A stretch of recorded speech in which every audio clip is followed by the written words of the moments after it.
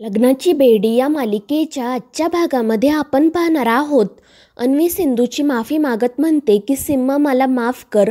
मला जर माहिती असतं ना की पुढे जाऊन हे सगळं असं होणार आहे तर मी कधीच त्या हाराला हात लावला नसता.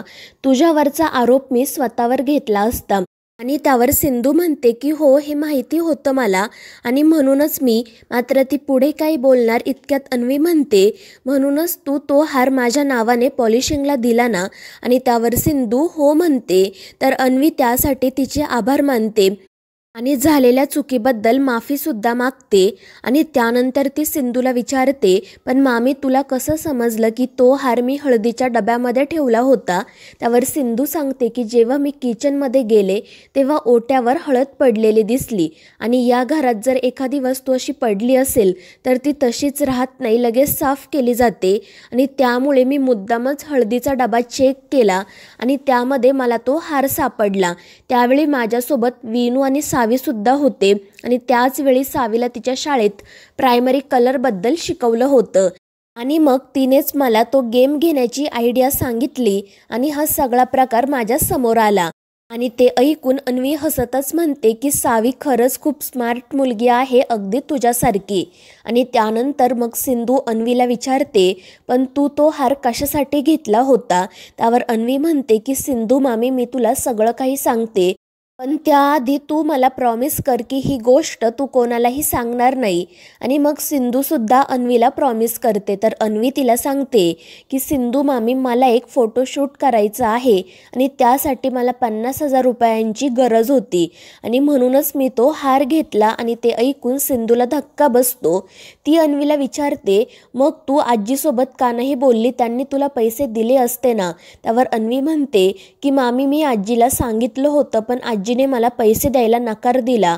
तर सिंधू म्हणते, अगं पण या घरात इतरही लोक आहेत ना, राघव मामा, रिषभ मामा, रत्नाकर आजोबा, तू त्यांच्यासोबत बोलायला हवं होतं, पण हा मार्ग निवडून तू खूप मोठी चूक केली.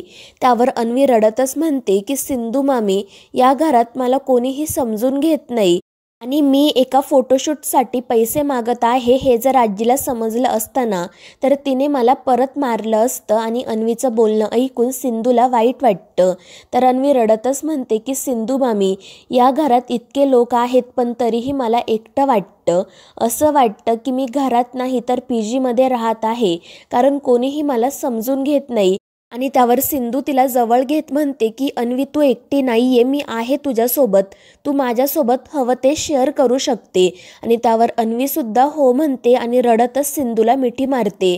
तर सिंधू तिला सांगते की ही तुझी पहिली आणि शेवटची चूक होती, पुन्हा तुझ्याकडून अशी चूक होता कामा नये.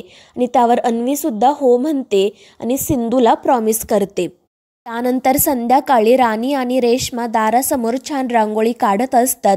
राघव, विनू, सावी आणि अन्वी फटाके फोडत असतात तर इतर सर्वजण पणत्या लावत असतात. आणि त्या सगळ्यांना एकत्र आनंदात बघून रुक्मिणी खूपच खुश होते आणि ती विनायकाकडे तिचं कुटुंब असंच खुश राहावं म्हणून प्रार्थना करते. मात्र त्याच वेळी रत्नाकर सिंधूला घेऊन त्या ठिकाणी येतो. तो सगळ्यांना म्हणतो की राघव आणि राणी विनूवर उपचार करण्यासाठी सिंधूला इथे घेऊन आले आणि ती तिचं काम अगदी चोखपणे करत आहे. आणि त्यावेळी रुक्मिणी म्हणते, मग आता काय याबद्दल तू तिचा सत्कार करतो का. त्यावर रत्नाकर म्हणतो की हो, खरं तर आपण तिचा सत्कारच करायला हवा, कारण ती या घरात आल्यापासून तिचा सतत आपण अपमानच करत आहोत. आणि आज आपल्या घरात जे काही झालं ना ते अत्यंत दुर्दैवी आणि वाईट होतं. सिंधू आपल्याला सांगत होती की तिला त्या हाराबद्दल काहीच माहिती नाहीये, पण तरीही आपण तिच्यावर संशय घेतला, चोरीचा मोठा आळ घेतला. आणि ते ऐकून काही जण खाली मान घालतात. मात्र रुक्मिणी, ऋतुजा, रेश्मा आणि ऋतुराजला काही फरक पडत नाही. तर रत्नाकर म्हणतो की सिंधूवर आरोप करून आपण खूप मोठी चूक केली आहे आणि त्यामुळे मी सगळ्यांच्या वतीने तिची माफी मागत आहे. आणि ते ऐकून सगळ्यांनाच धक्का बसतो. तर सिंधूसुद्धा म्हणते की बाबा, तुम्ही माफी मागायची काही गरज नाही. मात्र रत्नाकर म्हणतो की गरज आहे सिंधू, कारण या घरात सतत तुझा अपमानच होत आला आहे. आणि मग तो सगळ्यांच्या वतीने सिंधूची माफी मागतो. तर राघवही म्हणत असतो की बाबा, जे काही करत आहेत ते मला पटत आहे. आणि त्यानंतर राघव आणि रत्नाकर सिंधूला मान देण्यासाठी एक गोष्ट करायचं ठरवतात.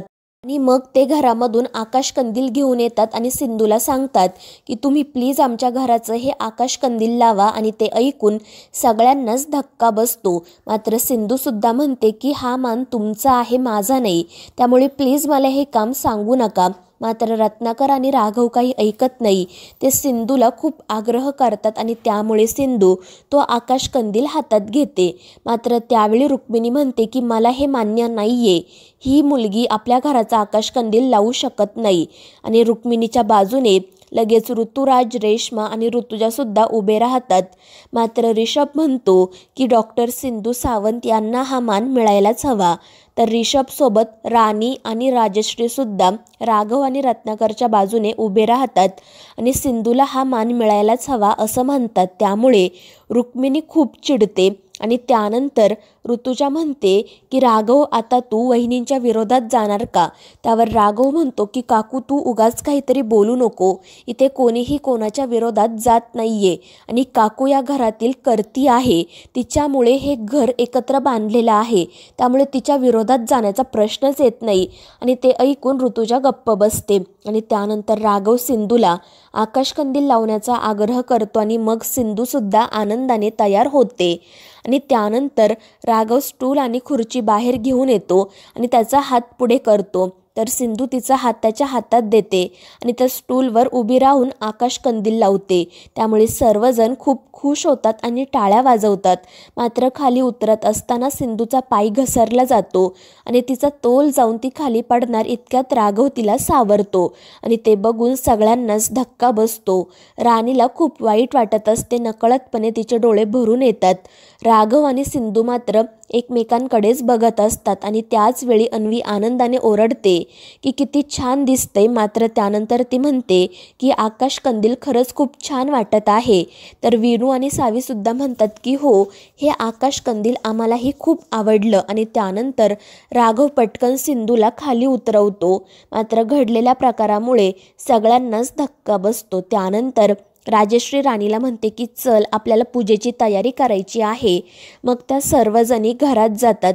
तर विनू आणि सावी राघव आणि सिंधू जवळ जातात आणि त्या चौघांना एकत्र बघून अन्वी म्हणते की तुम्ही चौघेजण एकत्र खरंच खूप छान दिसताय. आणि त्यानंतर विनू आणि सावीच्या आग्रहाखातर राघव आणि सिंधू फटाके फोडण्यासाठी जातात.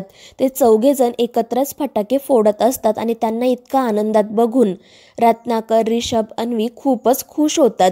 मात्र त्याच वेळी राणीचं त्या चौघांकडे लक्ष जातं आणि राघव सिंधूला पुन्हा एकत्र बघून तिला खूप वाईट वाटतं. आणि त्याच वेळी रेश्मा त्या ठिकाणी येते आणि ती मुद्दाम राणीला म्हणते की बघा, ते चौघेजण किती छान दिसत आहेत ना, अगदी परफेक्ट फॅमिली. आणि ते ऐकून राणीला धक्काच बसतो. तर मित्रांनो, या मालिकेच्या पुढील भागांमध्ये आपण पाहणार आहोत सर्वजण उठणं लावण्यासाठी बसलेले असतात आणि त्याच वेळी विनूचा पाय घसरून तो खाली पडतो. त्यामुळे सिंधू पटकन त्याला सावरण्यासाठी जाते आणि तिच्या पाठोपाठ राणीसुद्धा येते. तिच्या हातात राघवला लावण्यासाठी उठण्याची वाटी असते, परंतु गडबडीमध्ये राणीच्या हातून वाटी निसटते. परंतु सिंधू पटकन तिला पकडते. मात्र या सगळ्यामध्ये त्या वाटीतील उटणं राघवच्या अंगावर जाऊन पडते.